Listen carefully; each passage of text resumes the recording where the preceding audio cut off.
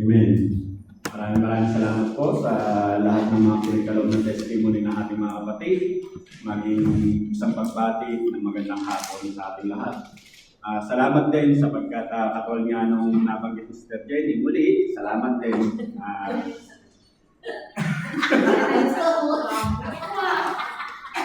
Biyaya lang talaga ng Panginoon. Katulad nga ng inawin niya ng aking sister wife na salamat sa katapatan ng Panginoon kung bakit kami umabot sa ganitong taon, naging matatag sa kabila ng mga pagsubok sa buhay mag-asawa.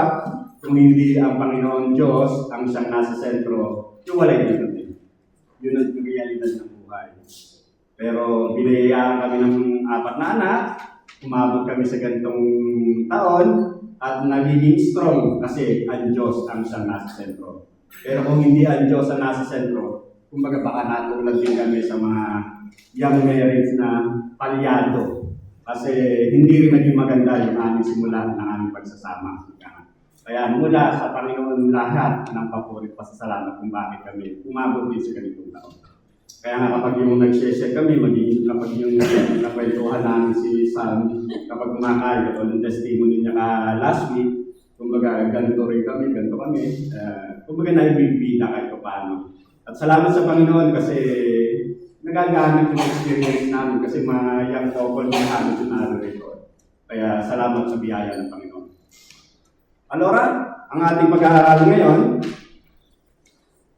pagpapatuloy ng ating series sa aklat ng Colossians, narito na tayo sa last part. Sa verse 7 to 18 ng chapter 4 ng Colossians, ang sabi nga niya rito, Tychicus will tell you all about my activities. He is a beloved brother and faithful minister and fellow servant in the Lord. I have sent you for this very purpose, that you may know how we are and that we may encourage your hearts. And with him, Onesimus, our faithful and beloved brother, who is one of you. They will tell you of everything that has taken place here. Aristarchus, my fellow prisoner, greets you, and Mark, the cousin of Barnabas, concerning whom you have received instruction. If he comes to you, welcome him.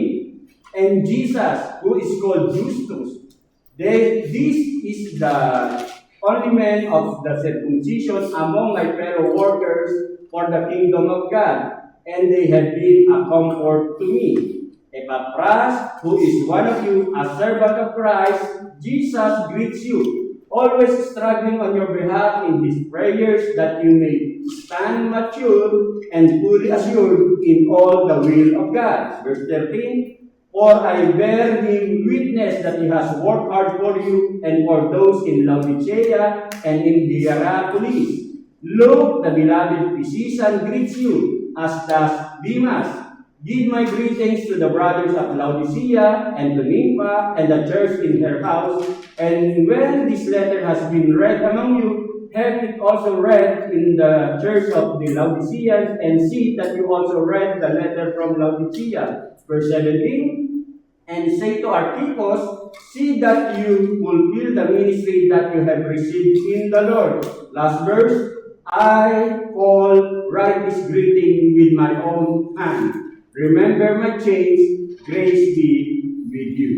Ang mensahe ng Panginoon sa oras na ito ay may titulong Friends with a Godly Purpose. At bago po tayo magpatuloy, manalangin muna tayo. Minsan pa, Ama, ang aming patuloy na pagpupuri. Pasasalamat, Panginoon, sa biyaya na patuloy pinagkakalog sa amin. Dakila ka, O Diyos, hindi ka nagbabago. Ikaw pa rin ang Diyos noon, ngayon, at magpakailanman. Ikaw ang simula, ikaw ang wakas. Salamat po, Panginoon, sapagkat napakabuti mo, Panginoon, sapagkat tunay nga na ipinaunawa mo sa amin kung ano ang tunay na kalugan ng buhay. Salamat po sa habag, sa awa, sa kaligtasan. Salamat po sa Santong Espiritu na pinagkaloob mo sa amin bilang tanda at tatak na kami mga anak mo, Panginoon. At muli pa, Ama, patuloy po namin kinikilanan at tunay nga, O Diyos, na banal ka.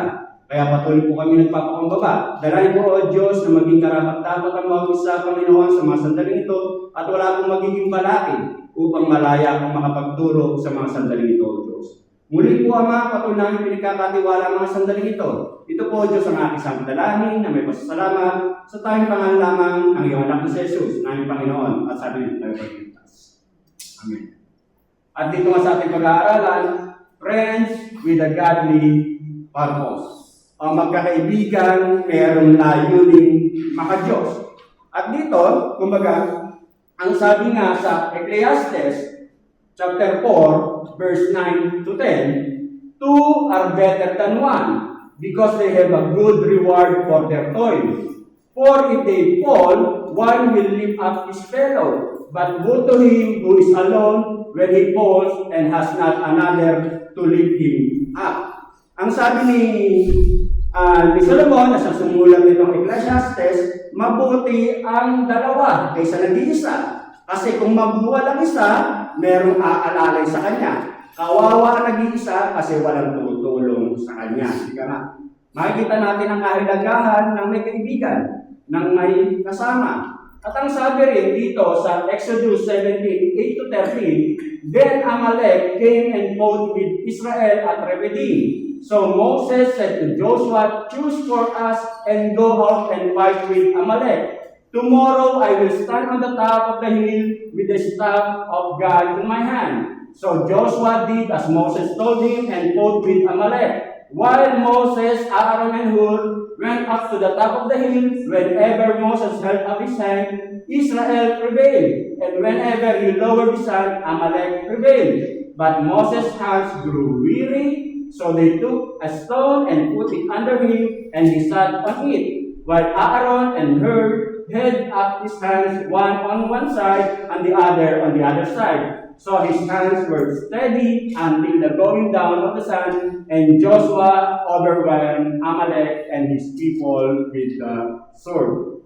Kung pamilyar tayo sa eksenang ito yung mga sandali na nakipagdigma ang Israelita sa pangunguna ni Joshua. At dito, kumbaga, si Joshua nakipagdigma sa mga kawal ng Amalekites, at si Moses kasama si Aaron at Hur umakyat sa bundok. At ang sabi, habang nakikipagdigma si Joshua, naroon si Moses, nakataas ang kanyang mga kamay.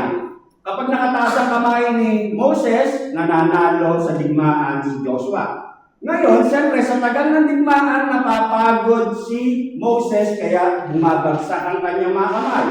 Kapag bumagsak ang mga kamay, natatalo si Joshua, natatalo ang mga Israelita. Kaya ang ginawa na Aaron ni Hur, kumuha sila ng bato, ipinaupo si Moses at hinawakan sa magkabilang kamay ni Aaron at ni Hur yung kamay ni Moses, kaya nanatiling nakatayo, nakataas sa mga kamay ni Moses. Dahil dito, nagtagumpay si Joshua sa pakikipagdigma sa mga Amalekites.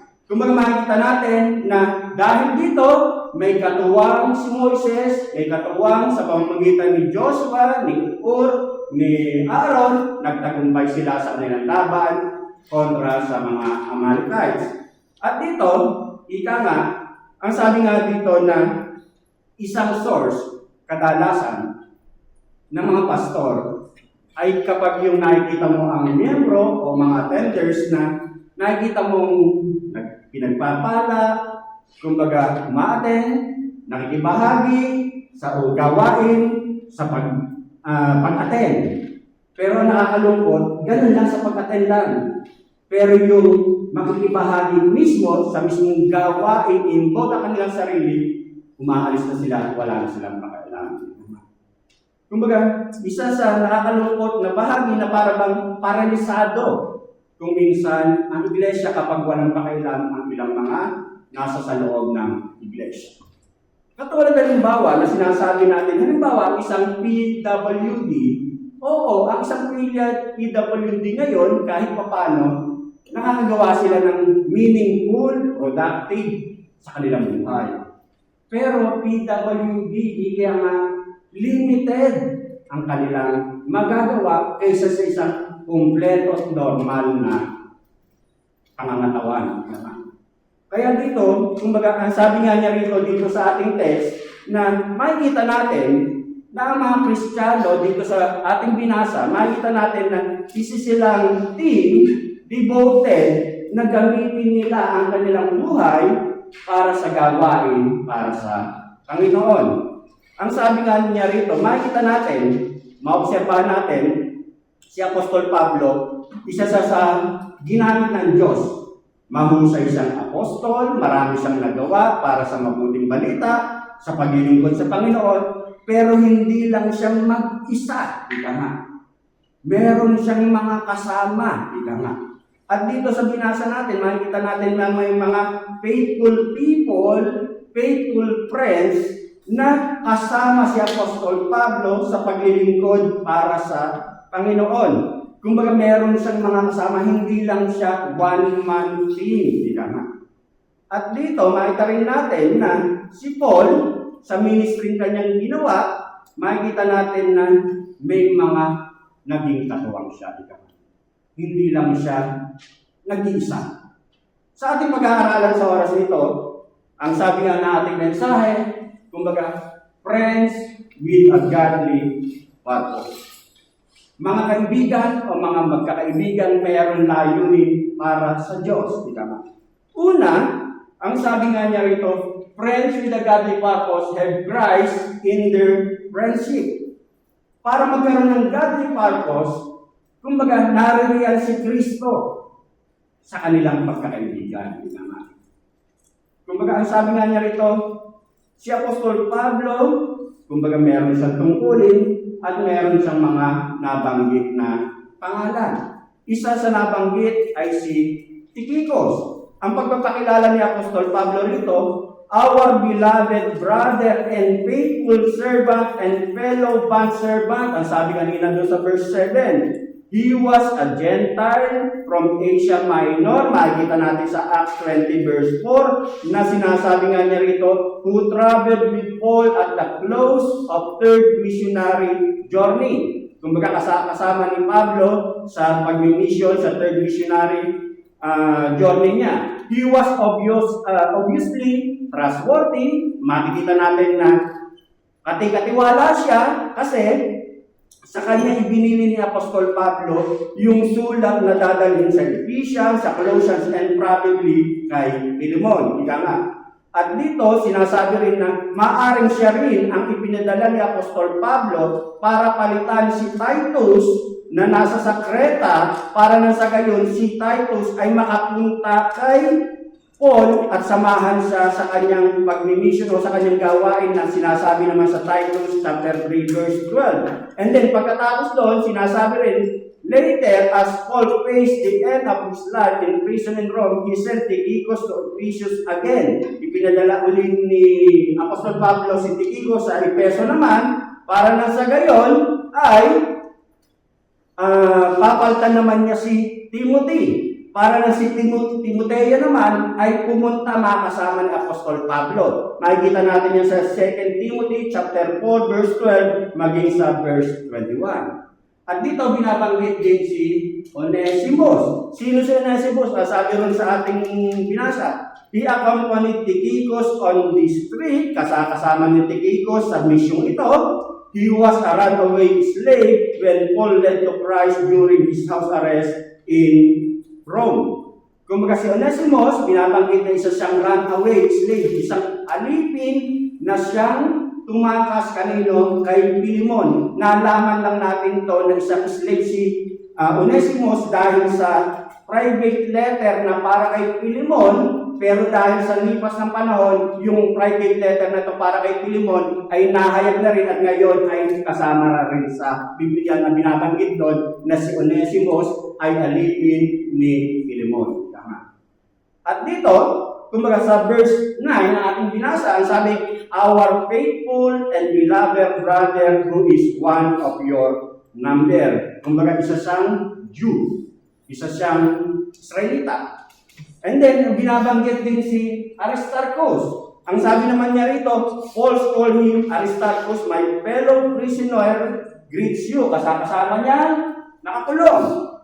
And then, sa verse 23 and 24 ng Philemon, yung letter to Philemon, ang sabi nga niya rito, Epaphras, my fellow prisoner in Christ Jesus, sends these greetings, and so do Mark, Aristarchus, Demas, and Luke, my fellow workers. Kumbaga makikita natin dito, nakasama nga ni Apostol Pablo sa kakapulungan si Aristarchus. Ika nga, nakasama rin ni Apostol Pablo. At dito, binabanggit din yung pangalan si Mark. Dito naman makikita natin na doon sa verse 10, we learn here that he was a cousin of Barnabas. Dito sa verse 10, nakita natin na itong si Mark ay pinsan ni Barnabas at binabanggit nga niya rito na, ang sabi nga niya rito, kung maaalala natin si Mark, kumbaga hindi yung Mark natin na tinatrangkaso kayo. Si Mark, kumbaga, nagsimula si Mark na hindi maganda sa kanyang pagkakakilala ni Apostol Pablo. Dahil siguro sa kanyang kabataan, kasama sa unang pagmimisyon ni Apostol Pablo, ay iniwan ni Mark si Pablo. At dahil dito, nagkaroon ng mainitang diskusyon si Barnabas at saka si Pablo. Dahil doon, kasi gustong isama ni Barnabas si Mark muli sa pagmimisyon nila, sa second mission nila. Pero ayaw na pumayag ni Pablo kasi nga iniwan sila ni Mark, hindi nagpatuloy. Pero dito, sa sulat na ito, sa Colossians, binabanggit na after 12 years, kumbaga, nanumbalik. Kumbaga, naging maganda ang pagtatapos ni Mark sa kanyang paglilingkod. At si Mark ang siyang sumulat sa 4 Gospels na Matthew, Mark, Luke. Yan, kumbaga, hindi natapos, kumbaga, nagkaroon pa rin ng magandang ending yung buhay pananampalataya ni Mark. And then, binabanggit din dito si Jesus na tinatawag na Justus. And Jesus, who is called Justus, these are the only men of the circumcision and among my fellow mortals. Kumbaga, isa rin siyang Jew, isa rin siyang Israelita. At ang sabi nga niya rito, kasama si Mark at si Aristarchus. And then yung sinasabi pang isa, si Epaphras. Just as you have learned it from Epaphras, makikita natin na chapter 1, verse 7 and 8, nabanggit na natin, na pag-aralan na natin kung sino si Epaphras. Just as I have learned it from Epaphras, our beloved and fellow servant, he is a faithful minister of Christ on your behalf and has made known to us your love in the Spirit.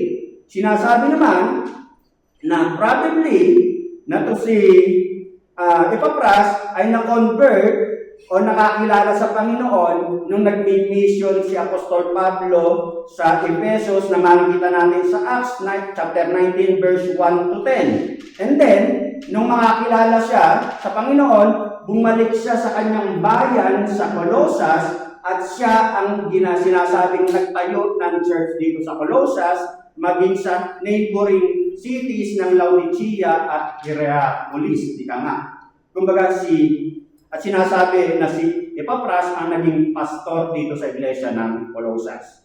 At dito, kumbaga, dahil nga, babalik-tanawan natin na si Epaphras, nung mga sandaling yon, may nakapasok na maling aral sa iglesia ng Colossians. Kaya si Epaphras nagbiadyo mula sa Colossus papunta sa Roma para humingi ng konsilyo kung anong gagawin sa problemang meron sa Colossus. And then, binabanggit din dito sa verse 12, ang sabi nga ng Epaphras, who is one of you, a servant of Christ Jesus, greets you, always struggling on your behalf in his prayers, that you may stand mature and fully assured in all the will of God, for I bear him witness that he has worked hard for you and for those in Laodicea and in Hierapolis. Kumbaga, makikita natin yung buhay pananampalataya ni Epaphras na talagang nilalapit niya sa pananalangin ang mga mananampalatayang nasa sa Colossus, maging sa Laodicea at Hierapolis. At dito, binanggit din yung pangalang si Luke. Si Luke dito, makikita natin sa aklat ng Colossians, dito natin naalaman na isa siyang manggagamot. Ang sabi sa verse 14, Luke, the beloved physician, greets you. Kumbaga, dito sa Colossians, nabanggit, ipinakilala si Lucas na isang manggagamot at kasama sa pagmimisyon ni Apostol Pablo. Kaya parang partner sa mission journey ni Apostol Pablo si Lucas na meron siyang manggagamot na kasama. At sinasabi na malamang si Lucas ay isang Hintil. Sabi ko nga, pag Hintil, hindi siya Israelita. Bakit? Kasi ang sinabi kanina, ang kasama lang kanina ng mga Hudyo, 3 lang. Si Aristarchus, si Mark, at saka si yung isa. Ang dami nilang pangalan. Saka si Jesus called Justus. Ika nga. Kumbaga dito, makita natin na si Lucas, siya rin ang isa sa tanging sumulat sa New Testament na isang Hentil. Ika nga.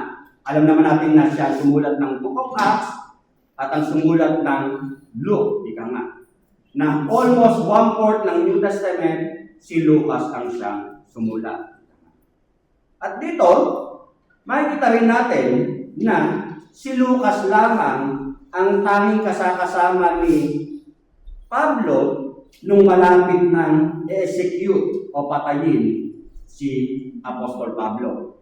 Ang sabi nga sa 2 Timothy 4:11, "Luke alone is with me, get Mark and bring him with you, for he is very useful for me to ministry."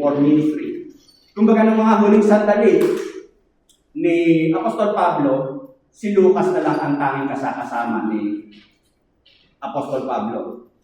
And then, si Demas. Ang sabi nga niya rito, Luke, the beloved physician, as does Demas. Binanggit din dyan ang pangalang Demas na kasamang bumabati sa inyo, Iglesia ng Colossus.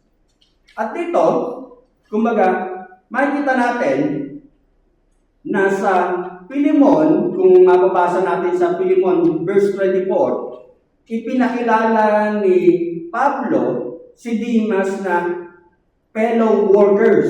Ang sabi niya, "And so do Mark, Aristarchus, Demas, and Luke, my fellow workers." Yan ang nakalagay sa sulat ni Apostol Pablo kay Pilemon. Pinakilala niya si Demas bilang kamanggagawa. Pero dito sa sulat na to sa Colossians, later, kumbaga, pagbati na lang.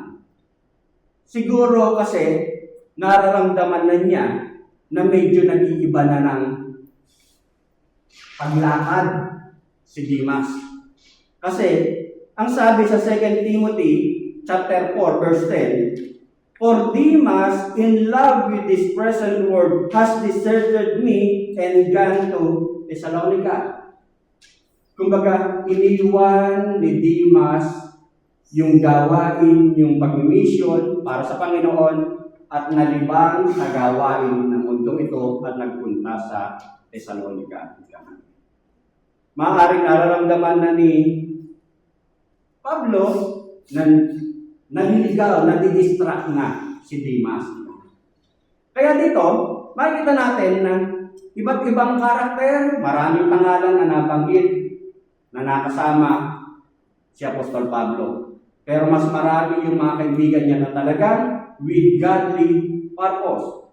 Bukod pa yung mga additional names na binanggit na sinasabi dyan si Nympha na maaaring babae at sinasabing si Archippus na maaaring anak ni Pilemon na makikita natin sa verse 2 ng Pilemon.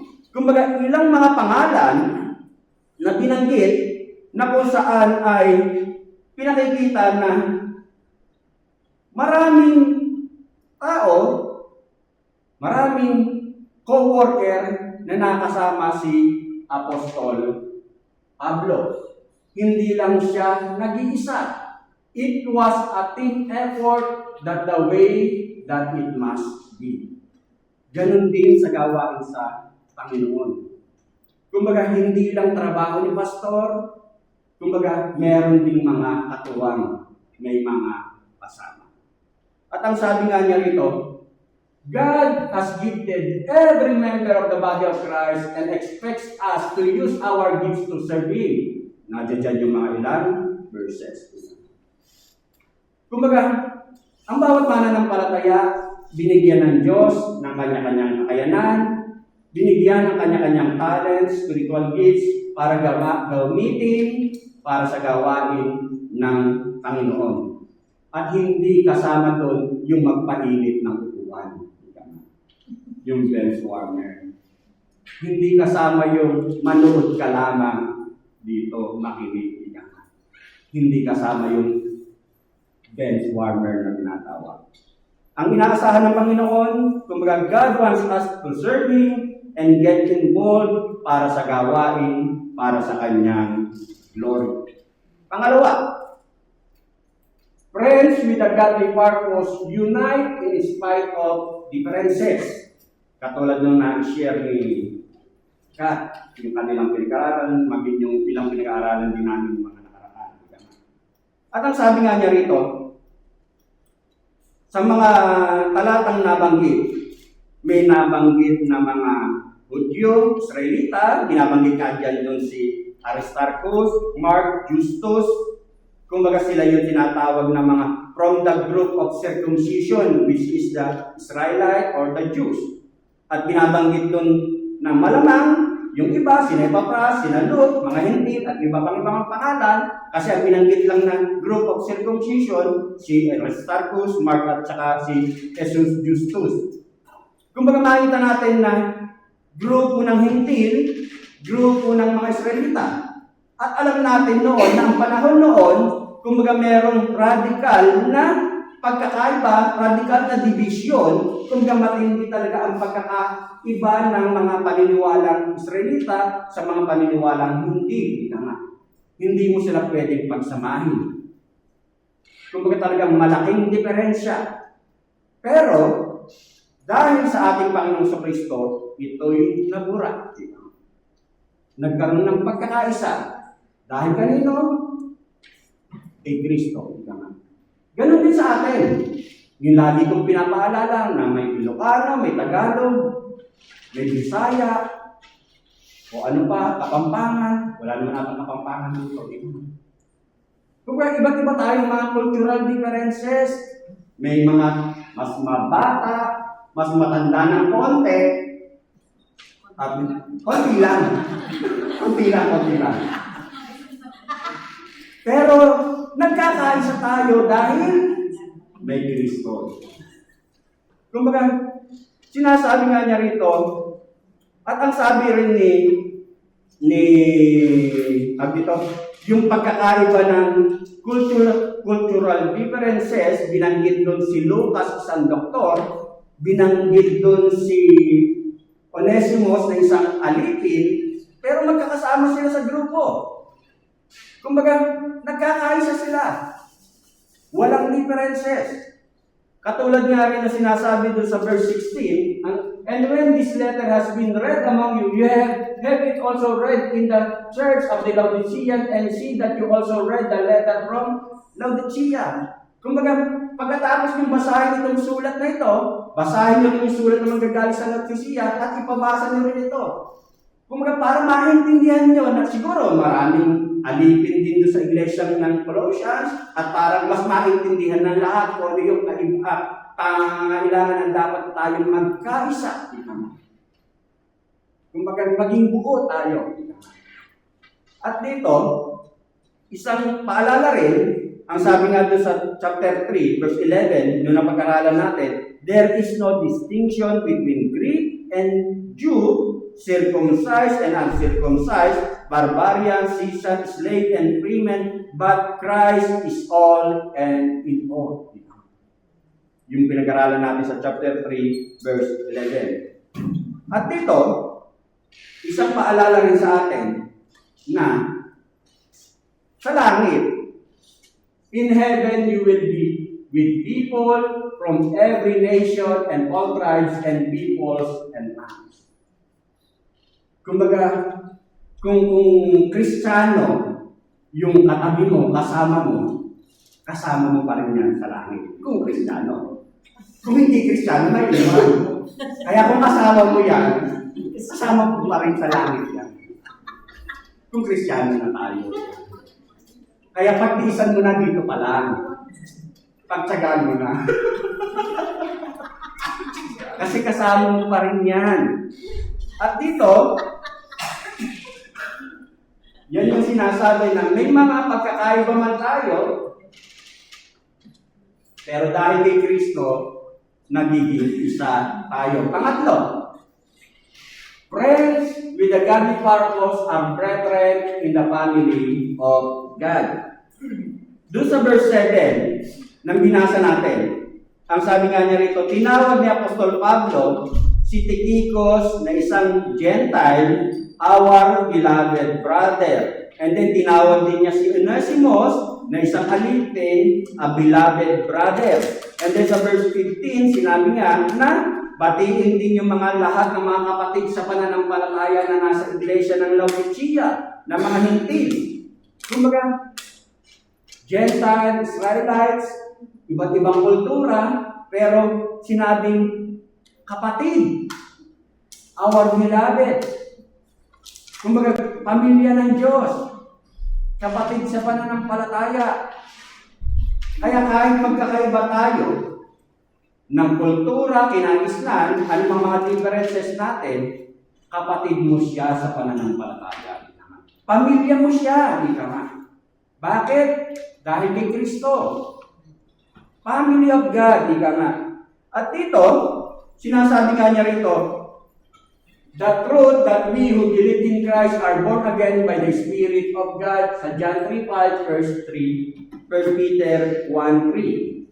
Isang katotohanan na lahat tayong nanalig kay Kristo dahil sa tatak ng Santong Espiritu, iisang pamilya tayo.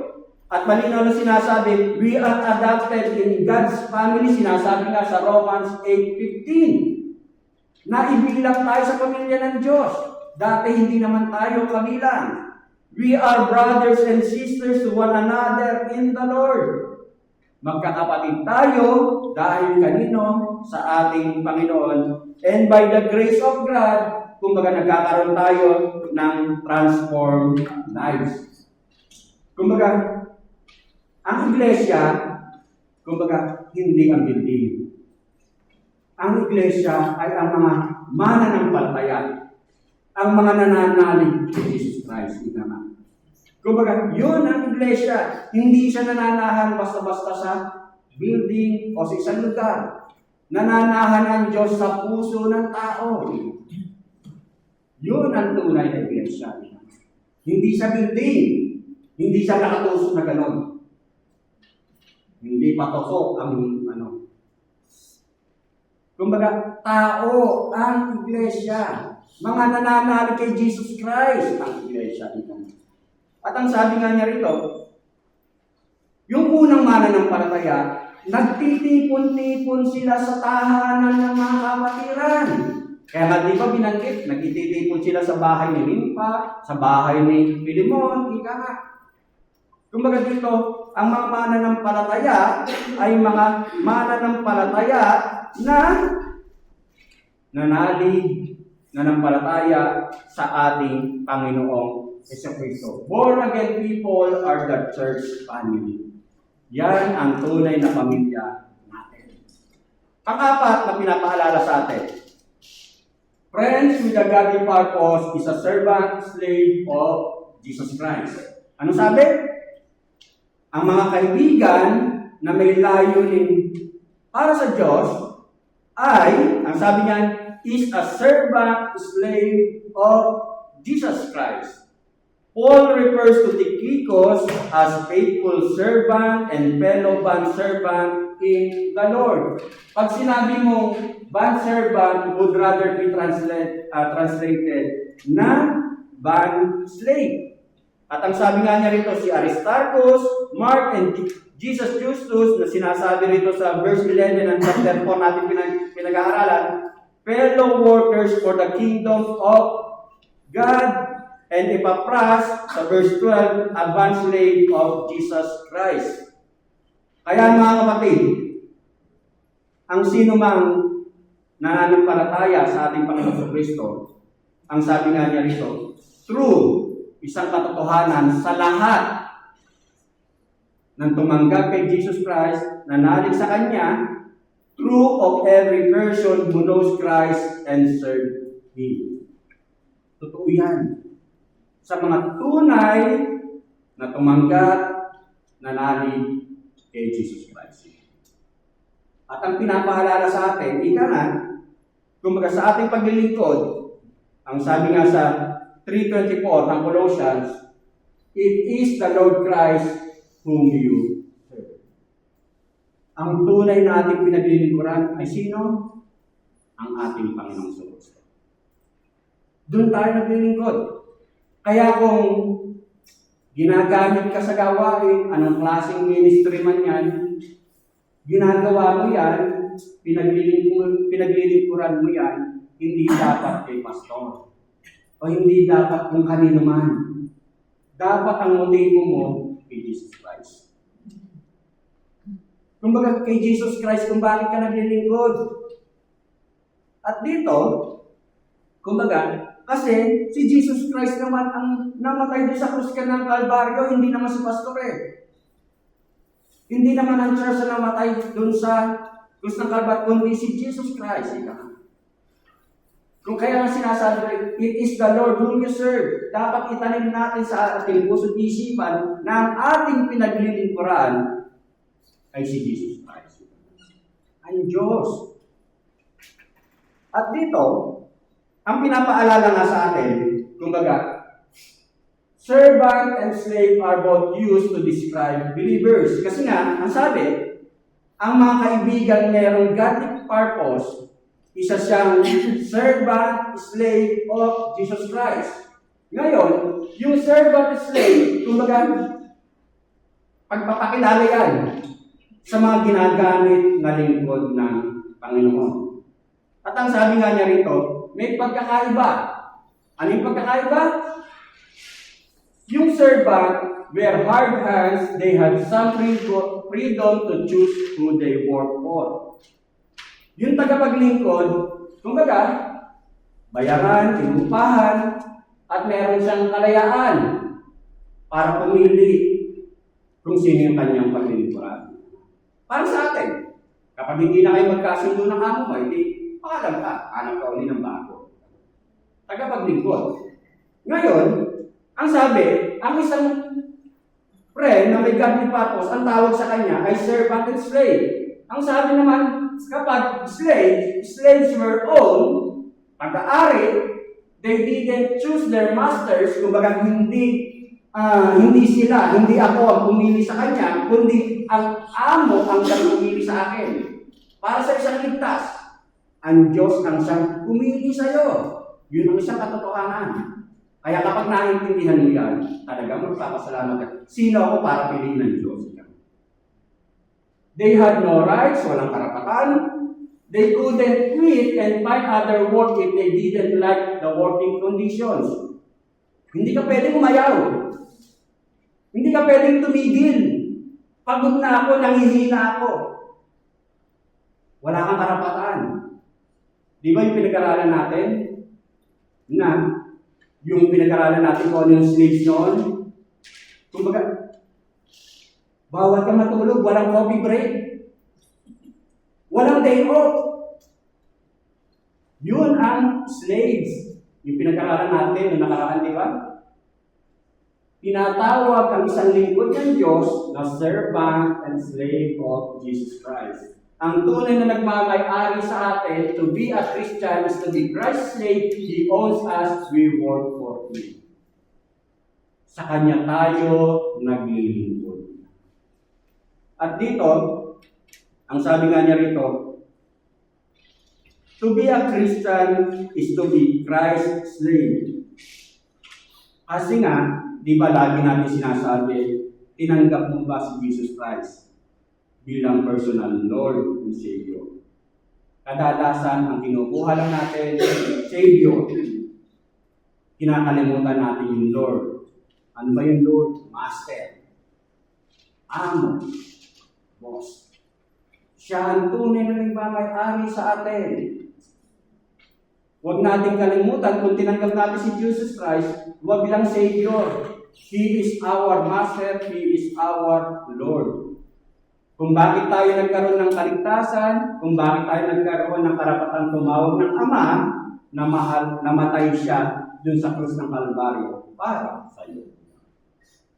At ang sabi nga niya rito, friends, with a godly purpose is not a one-man show. Hindi lang kung sino nasa sa harapan ang siyang dapat kumilos, gumawa, maglingkod para sa Panginoon. Lahat tayo. Kumbaga, may different assessment tayo, may mga iba't iba tayong kakayanan, magagamit natin to lahat at may paglingkod natin sa ating Panginoon. Kaya dito, ang sabi nga niya rito, yung mga hinirang ng Diyos, family of God, iba't ibang kakayanan, iba't ibang magagawa, may paglilingkod para sa ating Master and Lord, which is our Lord Jesus Christ.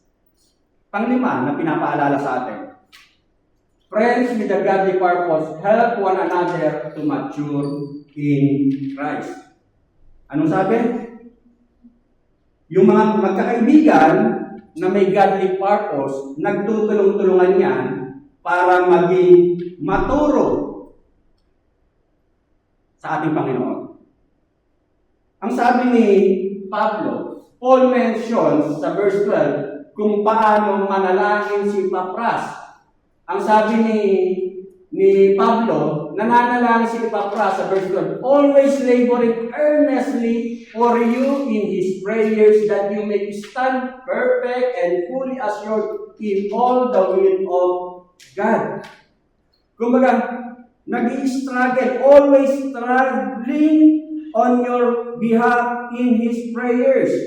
Kasi nga sinasabi na si Epapras, he is considered as the pastor ng Colossians.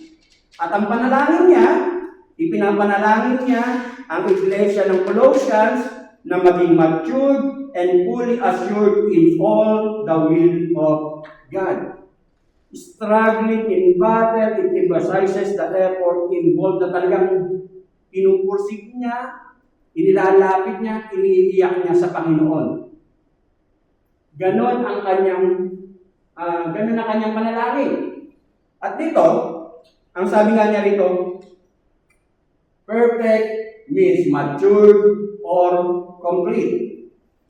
At dito, ang sabi nga niya rito, iniiyak niya, inilalapit niya sa Panginoon.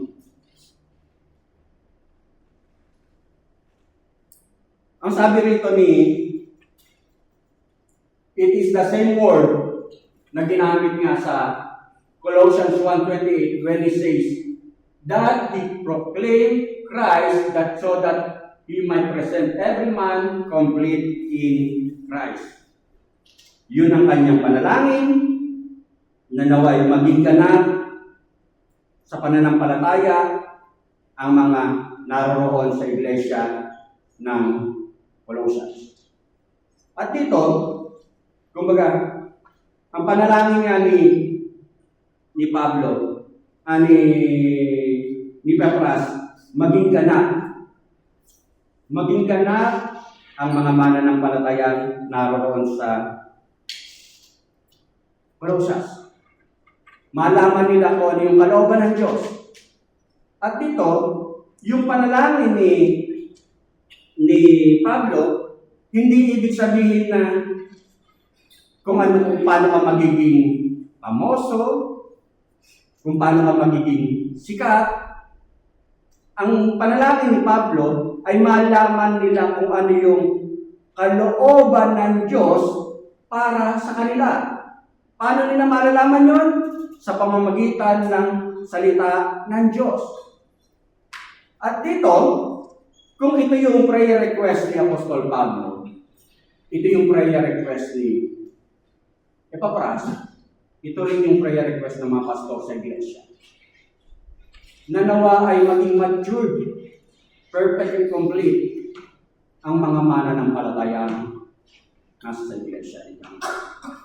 At dito, kumbaga, ang sabi nga, that you may be filled with the knowledge of His will, with all spiritual wisdom and understanding.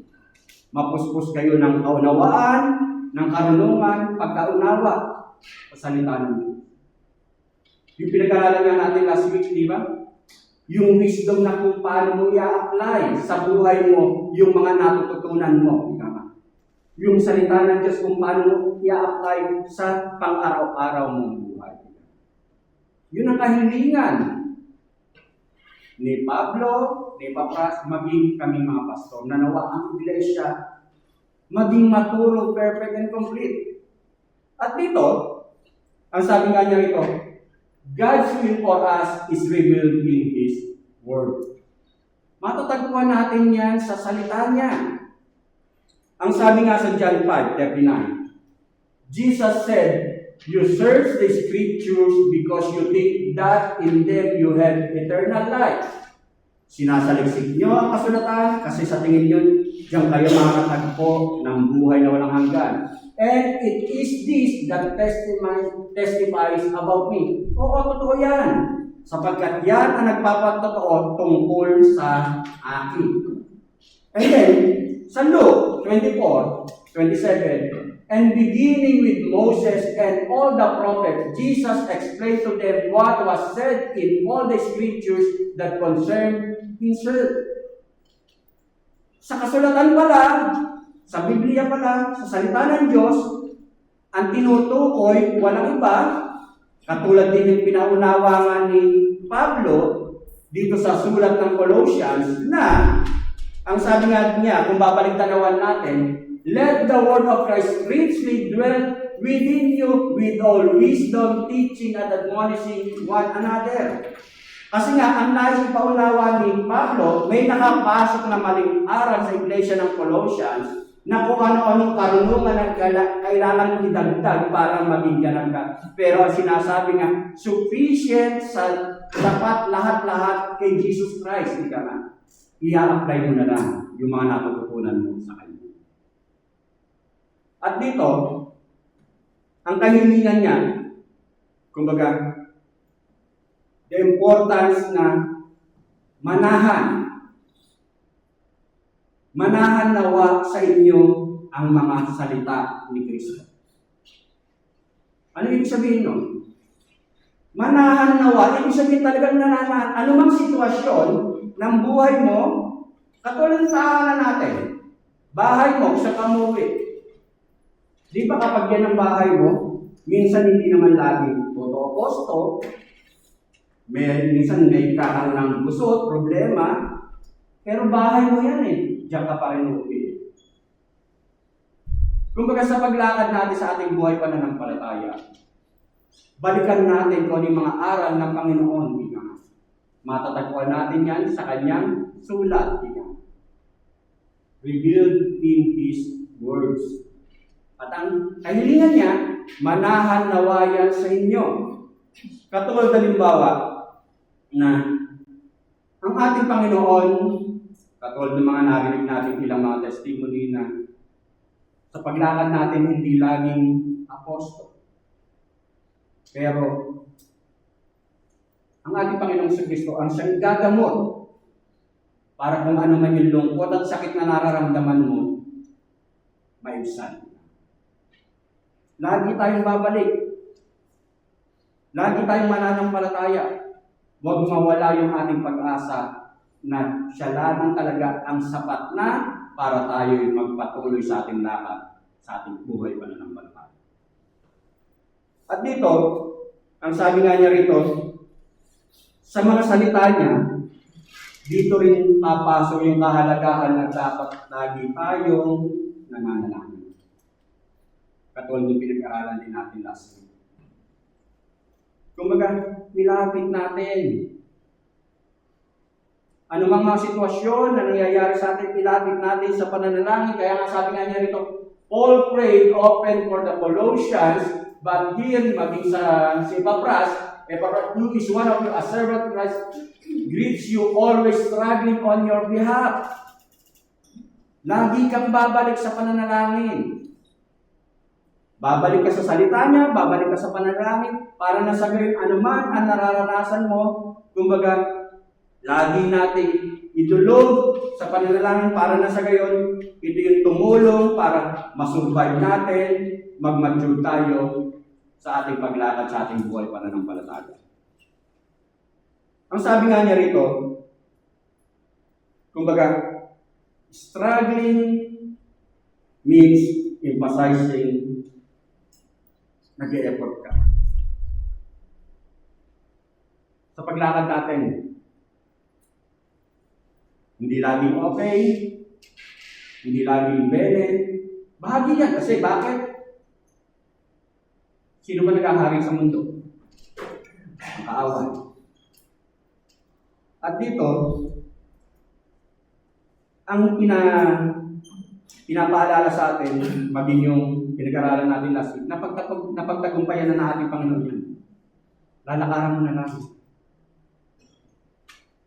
At ang sabi nga niya rito, paano mo malalaman na magmamature ang isang Christian?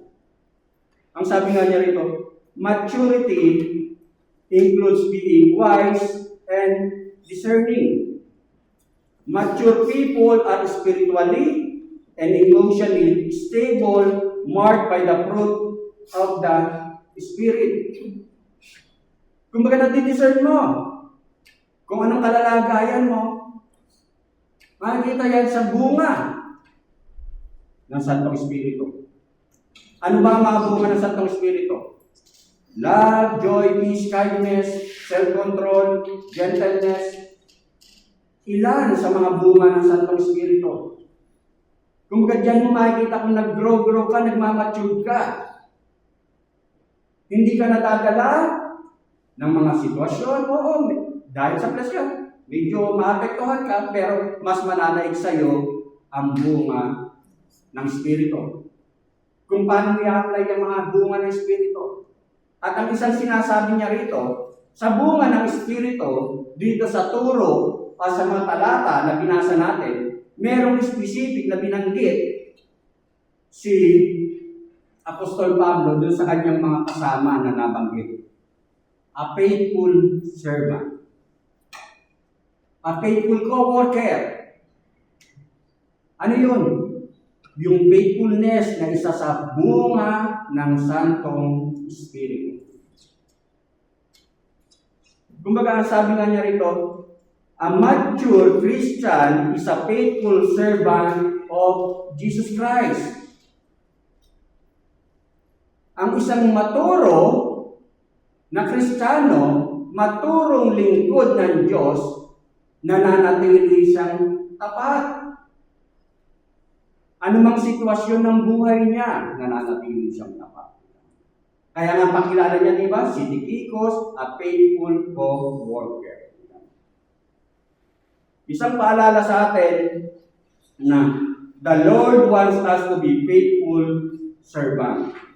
The test of success with the Lord is faithfulness to the ministry He has entrusted us. Kumbaga, ang isang pagsubok, kasi nga, sabi kanina, pasalamat kung halimbawa nagagamit ka sa gawain o anumang ministry, halimbawa, pero isang pagsubok na nagmamature ka ay kung nananatili kang tapat, faithful, sa simple o anumang ministry na ipinagkatiwala sa iyo ng Diyos. Kaya nga privilege, di ba, na ang Diyos ang siyang pumili sa iyo, hindi ikaw ang pumili sa kanya.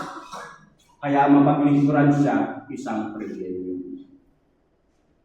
Kaya nga dito, ang sabi nga niya rito, hindi mo masasabing, ang sabi nga niya rito, na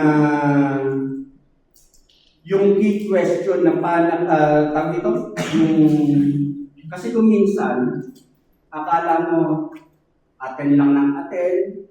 Minsan kasi yung sinasabi nga natin na uma-attend lang para lang ipakita, pero hindi natin alam kung ano yung private life. Mahalaga kasi yung private life. Private life mo kung faithful ka pa rin sa Diyos kahit ikaw na lang mag-isa. At dito, pinakita rito dun sa Jesus never said, "Well done, good and famous servant."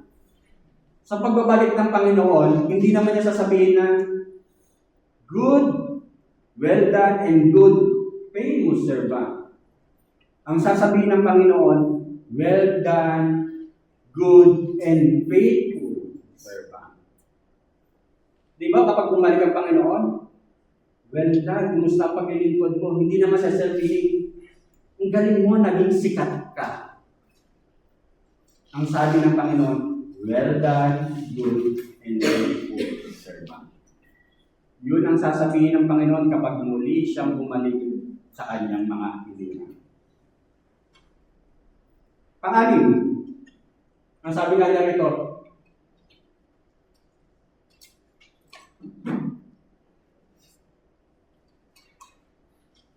panlima, friends with a godly purpose remains faithful in times of disappointment. Pang-anim, pang-anim po yan. Ang sabi dyan, ang mga kaibigan, magkakaibigan may godly purpose, nananatili siyang tapat sa kabila ng mga disappointment. May mga oras, sitwasyon na talagang nadi-disappoint ka. Katulad ng mga ilang testimony ng ating narinig. At kung minsan, may mga sitwasyon, may pangyayari na yung mga dati mong kaibigan, nakaka-disappoint. Nadi-disappoint ka. Kahit kasama mo sa church yan. At dito, kung naglilingkod ka sa Diyos, huwag ka nang magulat na kung minsan, kahit naglilingkod ka, madi-disappoint ka sa kasama mo. At sinasabi rin na masasaktan ka, pwede kang masaktan dahil sa mga ginawa ng mga kasama mo, o maaaring mga kasama mo. Kaya nga, ang paalala kanina, hindi ka naglilingkod sa kanila. Sa Diyos ka naglilingkod. Kasi, kahit si Jesus Christ, si Judas, kasama sa original 12, naging traitor. Siyempre, dispisuto. Kumbaga, maging yung mga kasamang apostol ni Jesus Christ, nung hulihin si Jesus Christ nung gabi, hulihin siya para sa nung siya ipagkalalo ni Jesus, ang sabi hindi siya iiwan, pero lahat sila nagtakbuhan. Walang nakasama si Jesus. Nakakalungkot. Madidismaya ka. Ganun din sa buhay natin.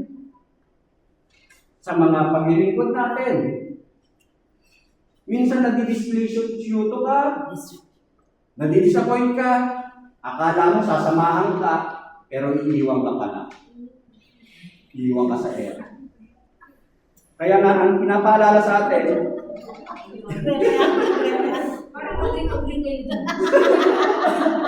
iiwan ka. Mangangako ng tildet doon sa mga iiwan ka pala.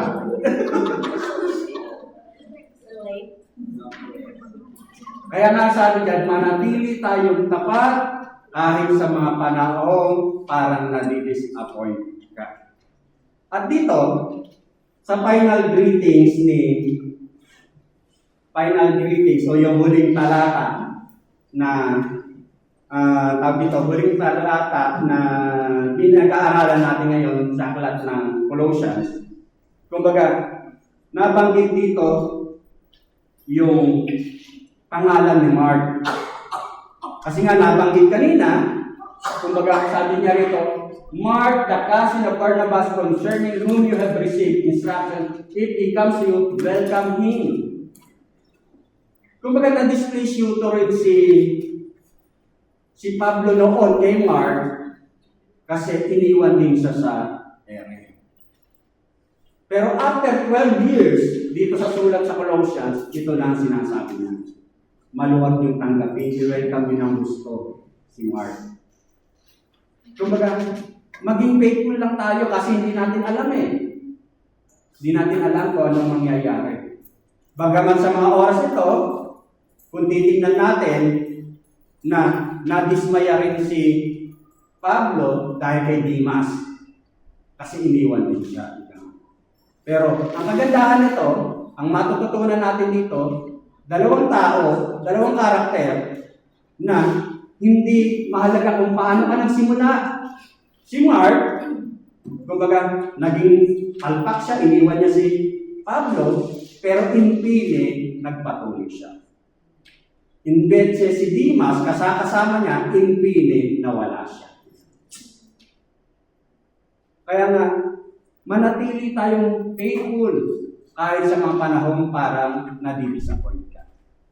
Kasi, people will disappoint you, people will change, but God never.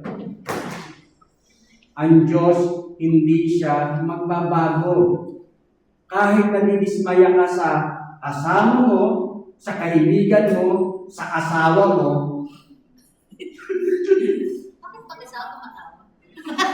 marami kasi relate. Kumbaga, ang mga asawa natin, hindi magbabago ang Diyos. Magbago man ang lahat, magbago man ang tao, magbago man ang ugali ng kaibigan mo, ang Diyos hindi siya magbabago.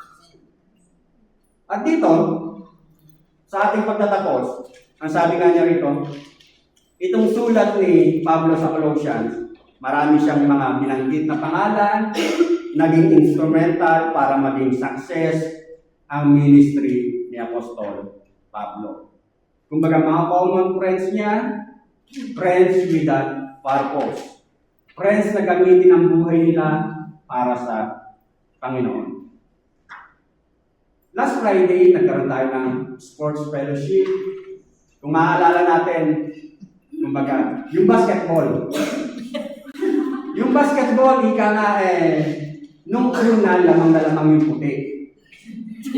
Hanggang matapos, nung second half na, umabante na yung itim, yung black. Bakit? Dahil sa... Hindi. Dahil sa... Hindi. Dahil sa lalim. Lalim ng line-up ng itim. Hindi ulit. Kasi yung puti, may mga injured.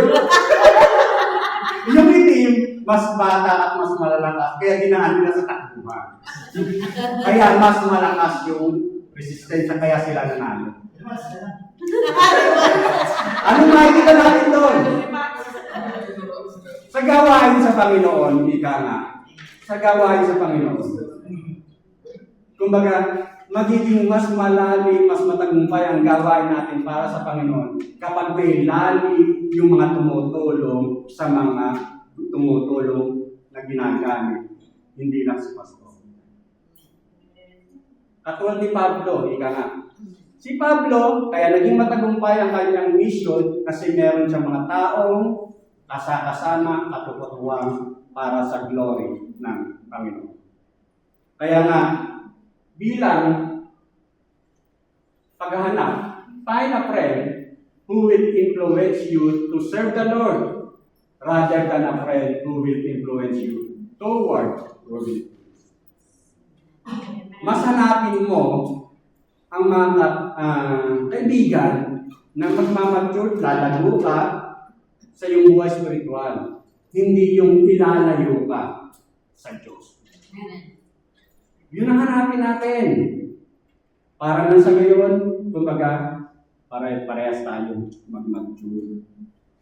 Sa ating pagtatapos, Ang sabi nga, friends with a godly purpose.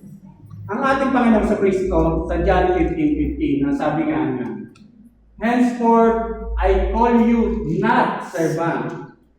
Ang sabi ni Jesus Christ, hindi ko na kayo tinatawag na mga tagapaglingkod. For the servant knoweth not what his Lord doeth. Sapagkat ang tagapaglingkod, hindi niya alam kung anong ginagawa ng kanyang Panginoon. But I have called you friend. Ngunit ngayon, tinatawag ko na kayong mga kaibigan. For all things I have heard of my Father, I have made known to you. Bakit? Kasi lahat ng natutunan niya, ibinahagi ng Ama sa Kanya, itinuro ko na sa inyo. Hindi lang tayo mga tagapaglingkod. Kaibigan tayo ng ating Panginoon. Kaya sa ating pagtatapos, tanungin mo ang iyong sarili. Are you a God friend? Anong klaseng kaibigan ka? Nilalapit mo ba ang kaibigan mo sa Diyos o inilalayo mo? Manalangin ka. Ama, purihin ka, sambahin ka ng Diyos sa Espiritu at Katotohanan. Salamat po, Diyos, sa mga salita mo, sa mga aral mong pinagkaloob sa oras nito. Salamat po sa sulat ni Apostol Pablo na matagal ng taon ito nasulat, 2,000 taon na mahigit. Pero buhay ang mga salita mo sapagkat ikaw ay buhay, Panginoon. Salamat po, Diyos, sapagkat patuloy mo kami tinuturuan, binibida, kung paano po kami lalakad ng naayos sa iyong nais, Panginoon. Kaya muli po, Ama, dalayan po, Diyos, na tunay nga, hindi lang po ito dapat tingnan na pag-aralan, bagkus patuloy kong dalangin naman na tunay nga may isa pamuhay po namin ang mga aral na aming natutunan sa mga sandali ito. At muli po, Ama, dalayan mo rin po na sa tulong gabay ng iyong Santong Espiritu, tunay nga na kami iyong patataging Ama, upang sa gayon sa bawat kahinaan po namin, Panginoon, ito'y aming mapagtagumpayan at patuloy na makita sa amin na kami mga mananagumpay sapagkat kami may Kristo sa puso. Lugat ito po, Diyos, ang aming sa dalangin, namin pasasalamat sa tayong mga lamang ng iyong anak na Jesus, na aming Panginoon at sarili tagapagligtas. Amen.